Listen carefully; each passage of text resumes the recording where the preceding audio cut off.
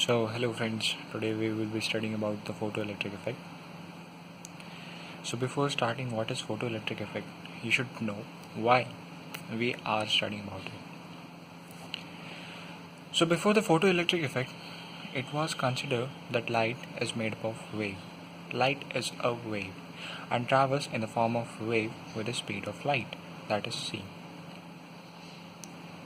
But as the establishment of quantum mechanics takes place, some experiments were performed that are not able to be explained if we consider light to be made up of wave. For example, there is one experiment related to the black body. If we analyze the spectrum of black body, we cannot explain the intensity versus wavelength curve we obtain for a particular black body if we consider light to be made up of wave. So to explain the spectrum of black body, many scientists, and namely Max Planck, introduced a new concept that's called quantization of energy, and according to which the light is made up of particles.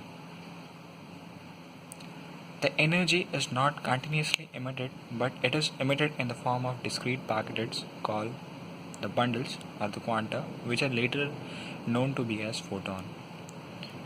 So this gives rise to the birth of the hypothesis that light is made up of particle, and to prove that light is made up of particle, the experiment of photoelectric effect come into frame. So this is the experimental setup which is used to study the photoelectric effect. The experimental setup consists of an evacuated tube containing two metal electrodes, anode and cathode, which are also called the emitting plate and the collecting plate. They are provided with an ammeter, a voltmeter, and a variable voltage.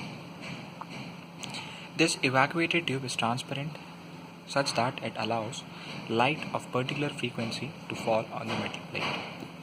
So as of the process of photoluminescence, when a light of particular frequency falls on the metal, the electrons present on the outer surface, the atoms present on the outer surface, and in them also the electron present in the outermost orbits get excited. So we can say that the energy of the photon, that is equals to h nu, is to use in imparting energy to electron.